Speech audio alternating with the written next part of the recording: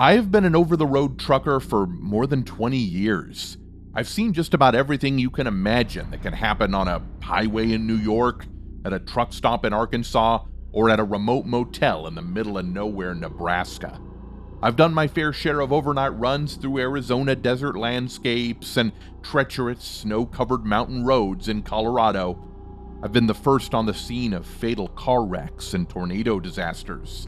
It's life in this profession. However, this story is the most bewildering and perhaps eerie I have ever experienced. This took place in late October. I was running a load of sheet metal from Middleton, Ohio to Newark, New Jersey. I was outside Altoona, Pennsylvania at about 2 a.m. I don't know why my Garmin took me on this route. Well, anyway, I had been on the road about 6 hours after getting off to a very late start due to a maintenance issue. So I was exhausted, and a drizzle didn't help any. As I looked ahead in the high beam of my truck, I saw a figure standing in the road. As my truck approached, I slowed and saw it was an old man with his hand raised, signaling me to stop. I rarely pick up hitchhikers, but something about this old man struck me as urgent, so I pulled over, given how late it was and how far from the nearest exit. I leaned over the passenger seat and lowered the window. "Do you need a lift?" I shouted into the now hard rain. "Thank you, I'd be grateful. I was starting to lose hope," he responded, barely audible in the rain. I unlatched the door, and the old man climbed up with his head down and slunk wearily, dripping into the cab passenger seat. He said his name was Vernon, and that he was in a car wreck. His car had slid on the wet pavement and crashed over the berm into the woods. "Please tell my son I love him, kind stranger," he asked. He didn't speak anything more, just stared unblinkingly ahead. After about 30 minutes, he said I could drop him off at the next exit. He knew the people there at the all-night diner. I was happy to hear that, as I was blurry-eyed, needing a coffee and a waffle. I was anxious to have the old man taken care of, as he seemed to be losing consciousness. I was afraid he may have some injuries he had not mentioned from his wreck. 10 minutes later, the red diner sign, open 24 hours, could be seen above an off-ramp. The place was empty of cars or trucks, but the lights were on and looked welcoming. I parked and told Vernon I'd be down and around to help him out of the cab. I was now very afraid he was fading fast. I walked quickly to the passenger door, pulled it open, and raised my hand to offer assistance to the old man. But the seat was empty. I looked around inside the cab, and it was empty. Vernon could not have gotten out on his own before I got there. I was too quick to get there.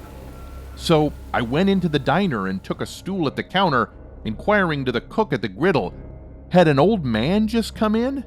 "You must be joking," the cook replied. "No one has come in for hours. And if you're talking about Vernon, he died on this road 50 years ago. He was my dad, and I was 7. I haven't ever seen him since that dreadful night, alive or dead. I was in the car with him, but plenty of good Samaritans have driven him here to talk to me over the years." "What did he say to you?" "He asked me to tell you that he loves you." The cook said, "Thank you. The coffee's on the house." My name is Jason, and I've been a truck driver for 5 years. I run deliveries mainly in Arizona, but sometimes as far as Albuquerque, New Mexico. I'm not on a set scheduled route, but many times it's the same warehouse to factory deliveries. It can be any time of day or night. Just when it's needed, I'm called. I like this as it keeps things interesting, not the same old every day. I get to see a lot of different roads throughout the state, and for me, that's fun, even if they are miles and miles of desert, as many of them are in Arizona. Even deserts hold their mystery and beauty if you keep your eyes open. On this particular run late one night, my GPS detoured me down a dusty road into the desert. The little CB chatter that I heard said there was an accident between Gila Bend and Yuma, and the road would probably be blocked until morning when a hazmat crew would head to the scene. So I took the back road into the desert. This is a pretty desolate area, and at this late hour there was zero traffic on this road. There was probably zero traffic even during the day. This deviation was truly a road to nowhere detour. but if it meant I'd complete this run tonight, I was okay with it. The road followed a dry creek bed and wound its way through sharp turns and past red rock formations that obscured the road ahead at many points. At other points, the desert was expansive and uninterrupted, giving the feeling that you were somewhere on the moon. There were no services out here and no city lights. It was through this landscape I had been traveling when I saw a woman walking out of the desert. I slowed, stopped my rig, and yelled to her, "Do you need help?" She said nothing, but looked in great distress. Her clothes were covered in dust, and she looked like she had been in the desert for a long time. I climbed out of my rig and went over to her. She was clearly in distress and unable to speak. I gave her some comforting words. "I'll get you out of this desert, don't worry." She looked at me wide-eyed and allowed me to walk her to the passenger side of my truck and help her up into the seat. I returned to the driver's side of the cab and climbed up, but when I looked over to the passenger seat, it was empty. I glanced around the cab and she wasn't in there. I scanned the road through the windshield and she wasn't in front of the truck. I jumped down and ran around to the shoulder of the road, looked off into the desert, and nothing. I performed a thorough search up and down the road in front and at the rear of my truck, and there was no sign of the woman in distress. I sat in the driver's seat for 30 minutes watching the desert. There was no movement anywhere. There was nothing more I could do, so I put the truck into gear and drove until I hit the main highway again. At this crossroads was a 24-hour service center. I went in and took a seat in a booth and sat there bewildered. When the waitress came to my table, she said, "It looks like you've seen a ghost. Would you like coffee?" I told her, "I think I have. I came through the old desert road to avoid a traffic accident on the highway. Along the way, I picked up a desert-beaten woman in great distress, but she was gone when I returned to my truck to drive her here." The waitress replied, "Honey, you met Emily. She was murdered by her husband and her body was supposedly left out in the desert by the creek. She was never found, but there are stories like yours that have been around for years. How about eggs and hotcakes with a side of bacon?"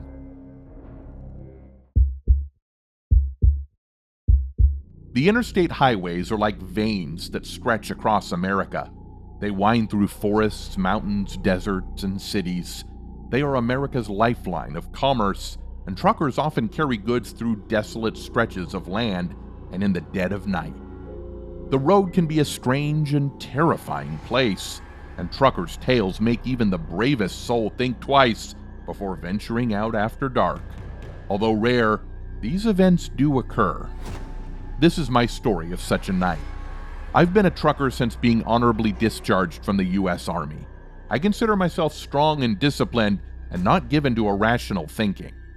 Nothing has ever really scared me, and I have been in some tight situations in combat. Until one night, driving through an empty stretch of highway in Montana sent shivers down my spine. The weather had turned cold and rain had iced the road, making it treacherous. I could barely see through the windshield as the wipers worked to knock off the ice accumulation. I needed a cup of coffee as the rhythmic motion of the wiper blades was putting me into a hypnotic trance, which I knew was very dangerous on a night like this. I gripped the steering wheel, my eyes getting heavy, and I was blinking to stay awake and see into the gloom.